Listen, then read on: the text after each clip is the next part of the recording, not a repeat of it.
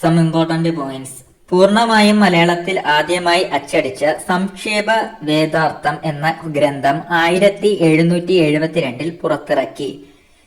German മിഷണറിയായ Arnos പാതിരി മലയാളത്തിലെ ആദ്യത്തെ നിഘണ്ടു തയ്യാറാക്കി. ചർച്ച് മിഷൻ സൊസൈറ്റിയിലെ അംഗമായ ബെഞ്ചമിൻ ബെയ്ലി 1846 ഇംഗ്ലീഷ് മലയാളം നിഘണ്ടു പ്രസിദ്ധീകരിച്ചു. മലയാളം ഇംഗ്ലീഷ് നിഘണ്ടു തയ്യാറാക്കിയത് Hermann Gundert. 1847 Hermann Gundert Rajyasamacharam, പശ്ചിമോദയം എന്നീ 2 പത്രങ്ങൾ പ്രസിദ്ധീകരിച്ചു. കേരളത്തിലെ ആദ്യത്തെ printing press CMS press. Church mission കോട്ടയത്ത് കോളേജും സെമിനാരിയും സ്ഥാപിച്ചത് 1813. കൊച്ചി മേഖലയിലെ ആദ്യത്തെ വിദ്യാലയം 1818 സ്ഥാപിച്ചത് ഇംഗ്ലീഷ് മിഷണറിയായ ഡാവ്സൺ.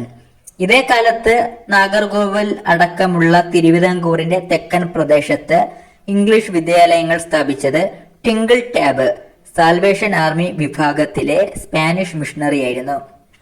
മലബാറിൽ വിദ്യാഭ്യാസത്തിന്റെ പ്രചാരണത്തിന് നേതൃത്വം നൽകിയത് ബേസൽ ഇവാഞ്ചലിക്കൽ മിഷൻ. 1841 കണ്ണൂരിലെ ബർണശ്ശേരിയിൽ ഇംഗ്ലീഷ് വിദ്യാലയം സ്ഥാപിച്ചത് റവറന്റ് ഹബിക്. തിരുവിതാംകൂർ ഭരണാധികാരിയായിരുന്ന ഗൗരി പാർവതി ഭായ് തിരുവിതാംകൂറിൽ സൗജന്യവും നിർബന്ധിതവുമായ വിദ്യാഭ്യാസം ഉറപ്പാക്കിക്കൊണ്ട് കേണൽ മൺട്രോയുടെ സഹായത്തോടെ കൽപ്പന പുറപ്പെടുവിച്ച വർഷം 1817.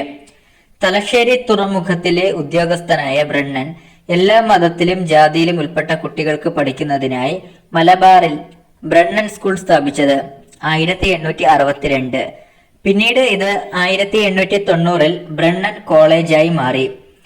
പാലക്കാട് വിക്ടോറിയ ഹൈസ്കൂൾ നിലവിൽ വന്നത് 1866. 1888 വിക്ടോറിയ കോളേജായി മാറി. 1866 തിരുവനന്തപുരം മഹാരാജാസ് കോളേജും യൂണിവേഴ്സിറ്റി കോളേജ്, 1875 എറണാകുളം മഹാരാജാസ് കോളേജും സ്ഥാപിക്കപ്പെട്ടു. 1937 തിരുവിതാംകൂർ സർവകലാശാല നിലവിൽ വന്നു. 1957 ഇത് കേരള സർവകലാശാലയായി പുനഃസംഘടിക്കപ്പെട്ടു.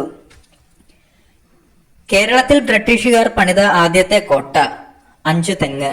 ഇന്ത്യയിൽ ബ്രിട്ടീഷുകാർ പണിത ആദ്യത്തെ കോട്ട സെന്റ് ജോർജ് കോട്ട, മദ്രാസ്. ആദ്യമായി രൂപം കൊണ്ട സ്വകാര്യ ബാങ്ക് നെടുങ്ങാടി ബാങ്ക്.